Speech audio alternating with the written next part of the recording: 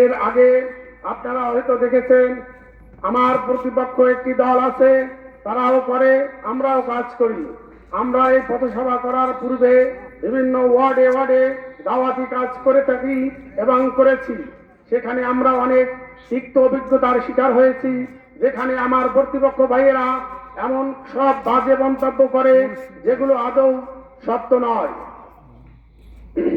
এবং তারা যে নির্বাচনের বিষয়ে যে সব কথা বলে, আপনারা জানেন আল্লাহ মানুষকে সৃষ্টি করেছেন জ্ঞান বুদ্ধি দিয়ে, মানুষকে সৃষ্টি করেছেন বুদ্ধি দিয়ে, আর সমস্ত জীব জানোয়ারকে সৃষ্টি করেছেন জ্ঞান দিয়ে।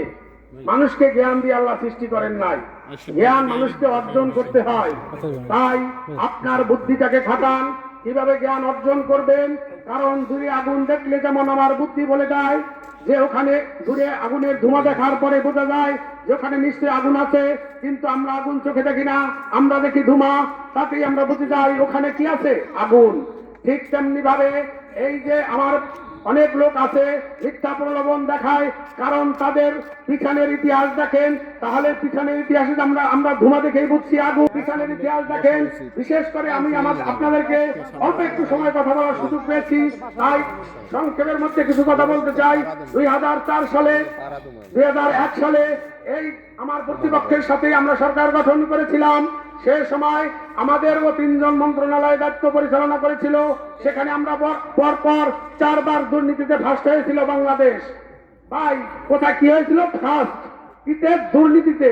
আর সেখানে কিছু আমাদের এই জামাত ইসলামের 3টা মন্ত্রণালয়ে 2 জন মন্ত্রী ছিলেন, তারাও মন্ত্রী ছিল, অথচ তাদের মন্ত্রণালয়গুলো খুঁজলে সরিষার দানা পর্যন্ত দুর্নীতি পাওয়া যায় না।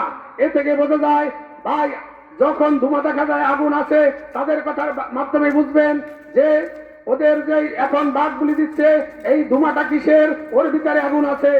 ঠিক তেমনি ভাবে জামাত ইসলামেরও আপনি পিছনের ধোঁয়া দেখেন, তাহলে বুঝতে পারবেন যে এর ভিতরে 100% সত্যি কথা, তারা কারো 2 পয়সা ঠকায় না।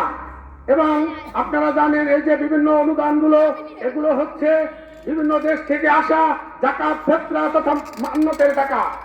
এই সমস্ত টাকা আমাদের কিছু ভাইরা নেয়, এগুলো টাকার বিনিময়ে আবার কিছু ধন্যাঢ্য ফ্যামিলিকেও দিয়ে থাকে। তাই যে ধন্যাঢ্য ফ্যামিলি খাইলো সে কি খেলো, এবং তাকে দেওয়ার জন্য যে টাকা নিল সে কি খেলো। বিগত 1.5 বছরের ইতিহাস যদি আপনারা দেখেন, তাতে আপনারা হতবাক হবেন। তাদের বিভিন্ন সময় রাস্তাঘাটে এমন অসৎ আচরণ আপনাদের চোখে পড়বে। তারা যে রাস্তাঘাটে মানুষের সাথে ব্যবহার করে, এবং জামাতের কর্মীরা আপনাদের পায়ের কাছে কাছে গিয়ে, আপনাদের দরজার কাছে কাছে গিয়ে ভোট চায়, বিভিন্ন সময় যে কথাগুলো তা থেকে আপনারা বুঝতে পারবেন। ভাই